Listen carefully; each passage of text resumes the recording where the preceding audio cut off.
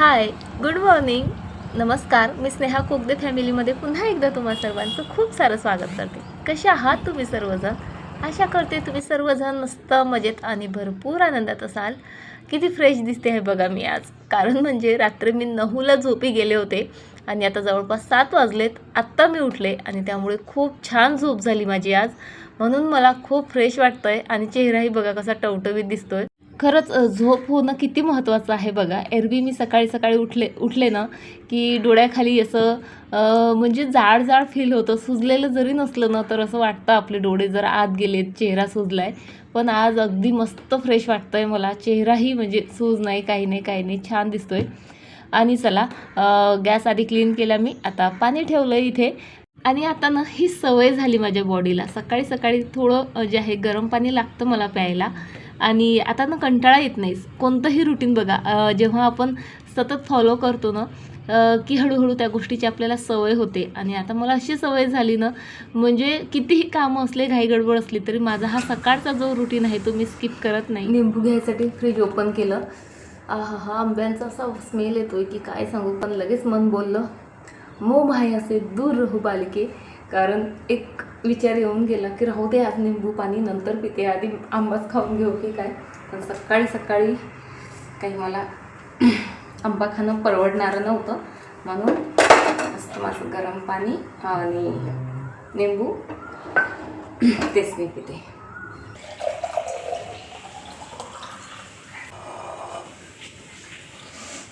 आणि यापूर्वीही मी हा सेम रुटीन फॉलो करायची, तुमच्यासोबत खूपदा शेअर केलेला आहे. आता मध्ये मध्ये शेअर करणं तेवढं थांबवलं होतं. मला असं वाटलं काय तेच तेच शेअर करायचं. पण आता मी जे 21 दिवसाचं चॅलेंज घेतलं आहे त्यात मी हे सर्व काटेकोरपणे करते आहे. अगदी म्हणजे न टाईम चेंज होऊ देत किंवा कंटाळा तर बिलकुलच करत नाही. आणि मला असं वाटतं माझा फायदा होतोय ना तर तुमचाही फायदा व्हायला पाहिजे. म्हणजे कसं तुमच्यापैकी एकी दोघींनी जरी हा रुटीन फॉलो केला ना खरंच मला खूप आनंद होईल. म्हणजे तुम्ही तसं कळवा मला जर करत असाल तर. पण आमच्याकडे कोणीतरी आहे जो सेम माझ्यासारखं रुटीन फॉलो करायला लागले आता. ते म्हणजे आरोहीचे पप्पा. त्यांना हे असं पाणी वगैरे सकाळी गरम प्यायला तर आवडायचं नाही, पण आता ते पाणीही प्यायला लागलेत आणि एक्सरसाइजही माझ्यासोबत करायला लागलेले आहेत. आणि म्हणजे आता पाणी वगैरे पिऊन झाल्यानंतरचा माझा रुटीन असतो तो म्हणजे 15-1 मिनटं तरी मी एक्सरसाइज करते. आणि आता इथे आम्हाला एक्सरसाइज करायची आणि हा धिंगाणा बघा, पसारा बघा. रात्री 9 वाजेपर्यंत पिऊ हेच खेळत बसलेला. तो आता हे आवरल्याशिवाय काही एक्सरसाइज होणार नाही. एक्सरसाइज झालीच आता करून, पण तुमच्यासोबत काही शेअर केलं नाही. रोज डिस्टर्ब करायला मुलं असतात. आज मुलांचे पप्पा होते. इट मीन्स त्यांनी डिस्टर्ब नाही केलं, त्यांनी माझ्यासोबत एक्सरसाइज केली. आणि त्यामुळे बघा घाम, फॅन चालू होता, त्यानंतर खिडकी दरवाजे सर्व ओपन होते, तरीसुद्धा अशी अवस्था झालेली आहे. आणि ठीकच आहे, घाम गाळल्याशिवाय वजन कसं कमी होईल म्हणजे माहीत नाही. घाम गळल्याने खरंच वजन कमी होतं का, पण ती आपली समजूत आहे. सो चला आता भूक प्रचंड लागली आहे. खरं तर आता आंघोळच करून घेऊ की काय असं मला वाटतंय, पण भूक फार लागलेली आहे. सो आधी ब्रेकफास्ट करते, त्याआधी फ्रेश होते. खूप कसतरी होते बाई ग. हा बघा किती दिवसानंतर आलाय आज, गेला पण उडून. रोज रोज पोहा, उपमा, इडली, डोसा तेच ते खाऊन मुलांनाच का आपल्यालाही कंटाळा येतो. म्हणून म्हटलं काहीतरी आता नवीन ट्राय करते. नवीन म्हणजे जुनंच आहे खरं तर. त्यासाठीच मी एक वाटी कणिक घेतलेलं आहे. आता काय काय कसं कसं करते ते तुमच्यासोबत शेअर करतेच. आमच्या भाषेत त्याला काही नाही, आयतं धिडं असं समथिंग म्हणतात. तुमच्या भाषेत काय म्हणतात ते तुम्ही रेसिपी बघितल्यानंतर माझ्यासोबत नक्की शेअर करा. सो इथे ना मी एक मोठी वाटी गव्हाचं पीठ घेतलं, तेवढंच बेसन घेतलं आणि एक मोठी पालकाची जुडी मस्त बारीक कट करून घातली. एक मोठा चम्मच जे आहे अद्रक लसूण पेस्ट घातली. त्यानंतर आता इथे चिली फ्लेक्स आणि पिझ्झा हब्स आणि काय काय काय काय घालते मी, फक्त चवीसाठी, मुलांनी खायला पाहिजे म्हणून. नाहीतर आपलं साधं तिखट, मीठ, हळद, जिरेपूड, धनेपूड टाकली तरीही चालतं. पण आता आहेच तर म्हटलं ठीक आहे ॲड करते. तितकं चटपटीत झालं की मुलं मग आवडीने खातात. यात तुम्ही आणखी व्हेजिटेबलसुद्धा ॲड करू शकता, म्हणजे पत्तागोबी किंवा मग सिमला मिर्च, बीन्स असतील तुमच्याकडे, म्हणजे जे वाटेल ते फक्त बारीक चिरून घालायचेत. पण मी फक्त पालक घातलेला. आता मेथी असती तर खूप मस्त चव आली असते आणखी. पाणी घालून मस्त म्हणजे असं पातळसर भिजवून घ्यायचं. आणि तवा कसा आपण डोस्यासाठी तयार करतो बघा, ऑइल वगैरे लावून छान गरम होऊ देतो, तसा गरम करायचा. आणि यावर ना पळीच्या मदतीने असं चम्मचच्या मदतीने जे आहेत हे धिरडे जे आहेत असे मस्त पसरवून घ्यायचेत. आता मी पहिला केला, दुसरा केला, तिसरा केला, पण तो झाल्यावर तुम्हाला दाखवण्या इतकीही फुरसत नव्हती. पटपट जे आहे सर्वांना गरमागरम खायला दिलेत आणि हे गरमागरम खायला छान लागतात. लोणच्यासोबत घ्या, दह्यासोबत घ्या, लाल हिरव्या ठेच्यासोबत घ्या. आणि मुलांना हे सर्व नको असेल तर मग आपलं टोमॅटो केचप आहेच. बघा म्हणजे आरू पिहूची इतकी गडबड चाललेली इथे, त्यामुळे मी जास्त काही शूट केलं नाही. पण आरोहीने इथे बसल्या बसल्या माझं सकाळी किती मोठं नुकसान केलं. इतकी चिडले होते ना मी, असं म्हणजे ओरडावं वाटत होतं मला तिच्यावर, तरी मी गप्प बसले. कारण त्यांचा ब्रेकफास्ट चाललेला. मी म्हटलं आता ब्रेकफास्ट करता करता हिला जर का मी रागवली तर मग ही ब्रेकफास्टही करणार नाही. पण खरंच खूप नुकसान झालं. इतकी छान कलर करून ती बॉटल मी तिथे ठेवली होती बघा, त्यामध्ये इतकं सुंदर माझं मनी प्लांट ग्रो झालेलं होतं. आणि बोलता बोलता तिने ते ना झाडासोबत खेळत होती आणि ते झाडच पाडलं. ठीक आहे, त्या झाडाचं काही नुकसान झालेलं नाही, पण ती इतकी छान माझी बॉटल आता फुटलेली आहे, ती आवरण्यात माझा बराच वेळ गेला. त्यानंतर मी ब्रेकफास्ट केला आणि खरंच हे काय बोलतो पिहू याला झिंगरे बिंगरे काही नाही, फक्त 160 रुपये मोजलेत मी याचे. पण माझा पिहू इतका छान गुंतून राहतो यामध्ये की काय सांगू. म्हणजे 3 दिवसापासून पिहूचा मोबाईल किंवा टी व्ही पाहण्यासाठीचा हट्ट जो आहे म्हणजे 75% कमी झाला म्हटलं तरी चालेल. तुम्हाला हे हवं असेल तर प्रोडक्ट टॅग करते आणि लिंकही देते. बऱ्यापैकी जे आहे किचन आवरून झालं आहे माझं, स्वयंपाक जेवण सर्व आटोपलं आमचं. आणि मी हे सर्व आवरेस्तोवर माझा पिहू केव्हाचा इथे स्केचिंग करतोय. 2 तास तर हो ना पिहू, 2 तास तर पूर्ण झाले. तसं पिहूला एका ठिकाणी बसून ठेवणं म्हणजे खूप भारी काम असतं. पण स्केचिंग करता करता किंवा ड्रॉइंग करत असेल ना तो, तर मात्र एका ठिकाणी मस्त बसतो. 2 दिवस सतत ब्लॉग्स खेळला तो, काय म्हणतात त्याला, भिंगरे बिंगरे. आणि आज त्याला पुन्हा जे आहे ड्रॉइंगची आठवण आली. आणि काय केलं पिहू तू आता 2 तासात? 4 स्केचिंग केले. स्केच आहे ड्रॉइंग दाखव. ही पहिली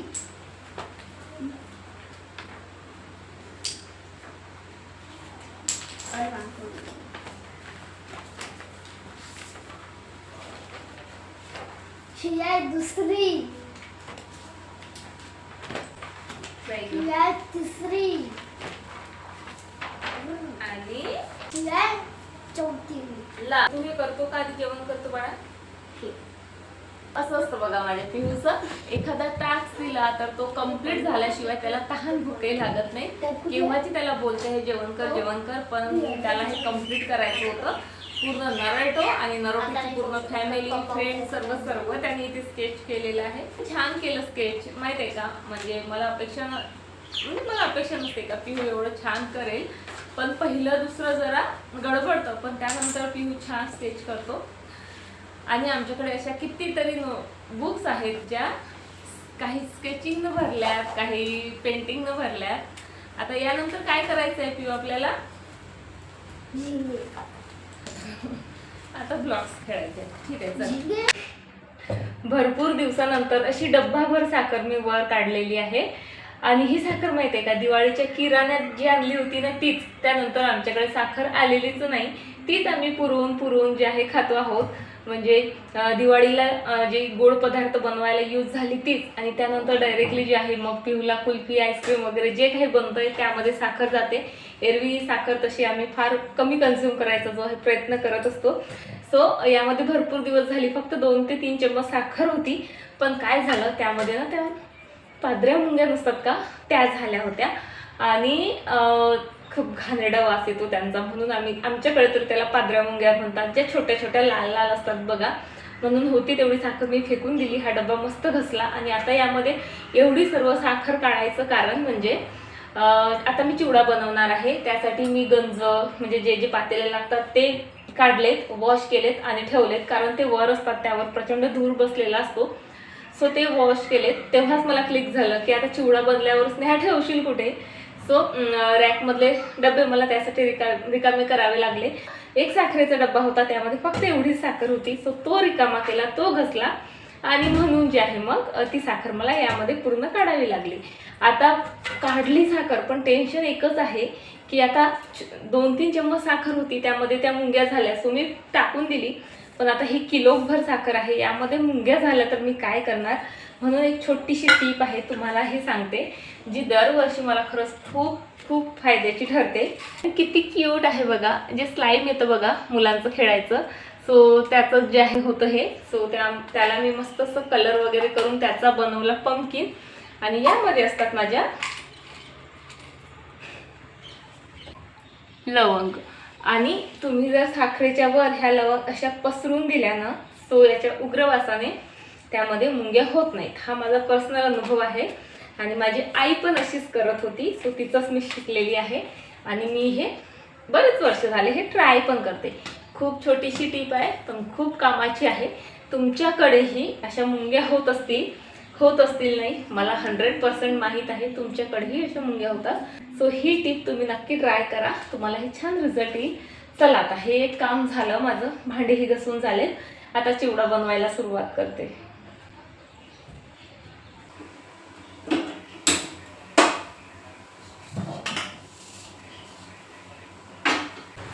शाळा सुरू असली की बघा मुलांच्या मागं सतत आपलं चाललेलं असतं, अरे काहीतरी खा, अरे काहीतरी खा, काहीतरी खा. पण आता मुलं घरी आहेत, सो सतत मुलं माझ्या मागे असतात, मग काहीतरी खायला दे, काहीतरी खायला दे. आणि किती किचनमध्ये राहणार ना. सकाळचा ब्रेकफास्ट, नंतर जेवण, लगेच 2-3 वाजता मुलांचं चालू होऊन जातं, मग दुसरं काहीतरी दे, वेगळं काहीतरी दे, सायंकाळी पुन्हा तेच. सो त्यामुळे म्हटलं आता ही रोज म्हणजे किती वेळ किचनमध्ये ना तेच ते म्हणजे दिवस पूर्ण माझा फक्त काहीतरी बनवण्यातच चाललाय. सो म्हणून म्हटलं चला आज ना पोहे घेऊन आलेत आहुईचे पप्पा आणि मुरमुरे. सो असा 1.5 किलोचा ना चिवडा बनवून ठेवते, म्हणजे जेव्हा तुम्हाला भूक लागली काहीतरी खावंसं वाटलं तेव्हा चिवडा असेल आता त्यांच्यासाठी हजर. सो पातळ पोह्याचा चिवडा आमच्याकडे फार आवडतो. तसं तर जाड पोहा असतो ना त्याचाही आवडतो, पण तो ना म्हणजे असं तळून वगैरे करावा लागतो आणि त्यामुळे तेल भरपूर जातं पोटात, म्हणून सहसा मी तो करणं टाळत असते. चला आता मला तुमच्यासोबत ना एका विषयावर बोलायचं आहे. मी 21 दिवसाचं चॅलेंज घेतलं आहे. 21 दिवस मी अजिबात साखर खाणारच नाही आहे. साखर काय, गोडसुद्धा नाही, म्हणजे गोड खाणार नाही आहे असं म्हणता येईल. आता माझं वजन फार नाही आहे आणि त्यामुळे मला फारच डाएटिंग करायची किंवा एक्सरसाइज करायची गरज नाही असं सर्वांना वाटतं. आणि त्यामुळे म्हणून मला अशा कमेंट्सही आल्या होत्या की तू हे 21 दिवसाचं चॅलेंज आणि साखर वगैरे कशाला सोडते आहे वगैरे वगैरे. आता साखर सोडायची म्हटलं तर आपल्या डोक्यात पहिली गोष्ट हेच येतं, एकतर मधुमेहासाठी आपण साखर सोडतो, ज्याला मधुमेह असेल त्याला, किंवा अतिलठ्ठपणा असेल तर. म्हणून बहुतेक समोरनं मला अशा कमेंट्स येत असतील. पण माहिती आहे का, साखरेचे छोटे मोठे बरेच नुकसान आहेत, म्हणजे आतून पोखरते साखर आपल्या शरीराला.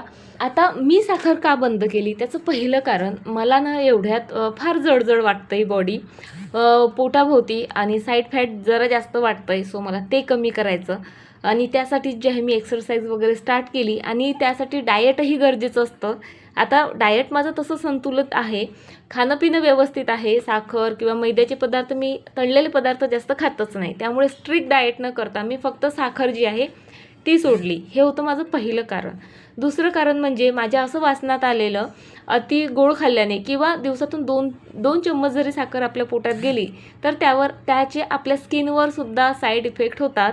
म्हणजे स्किनवर लवकर सुरकुत्या पडणे किंवा मग मुरूम पुटकुड्या येणं, म्हणजे मुरूम येण्यामागे ही साखरेचा जो आहे हात असतो. आणि हे जेव्हापासून माझ्या डोक्यात म्हणजे वाचलं मी तेव्हा माझ्या डोक्यात फिरतंय, कारण मी सध्या या प्रॉब्लेमला खूप फेस करते आहे. चेहऱ्यावर सतत माझ्या पिंपल्स असतात. हे सेकंड कारण माझं.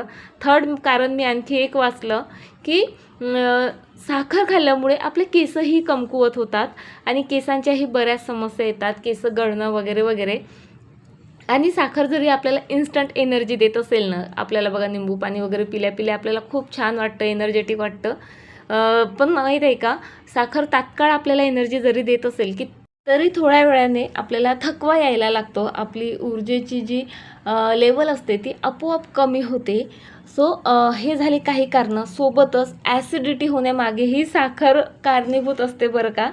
आपण म्हणतो फक्त मैद्याचे पदार्थ किंवा मसालेदार पदार्थ खाल्ल्यानेच आपल्याला ॲसिडिटी होते, पण साखरेमुळेही बऱ्याचदा ॲसिडिटी होते. आपल्या घशात जे जळजळ होते किंवा आंबट पाणी येतं ना, तेही बऱ्याचदा साखरेमुळे होतं. सो अशी बरीचशी कारणं आहेत ज्याला साखर जबाबदार आहे. आणि हे माझ्या 1 नाही 2 नाही खूपदा वाचनात आलेलं आणि तेव्हापासून माझं चाललेलं की बहुतेक मग माझ्यासोबत जे काही प्रॉब्लेम होत आहेत त्यामागे साखर तर नसेल, कारण मैदा मी म्हणजे क्वचितच खाते, तेलही मी फार कमी यूज करते. मसालेदार भाज्या तर आमच्याकडे फारच कमी बनतात महिन्यातून वगैरे वगैरे. मग हे सर्व प्रॉब्लेम व्हायची कारणं काय? कारण मला आता मी याच्या छोट्या ट्रिपला गेली होती तेव्हा तर ॲसिडिटीचा असा भयंकर त्रास झाला की विचारू नका. सो ह्या सर्व गोष्टी माझ्यासोबत होणाऱ्या टाळण्यासाठी जे आहे मी आता साखर सोडलेली आहे.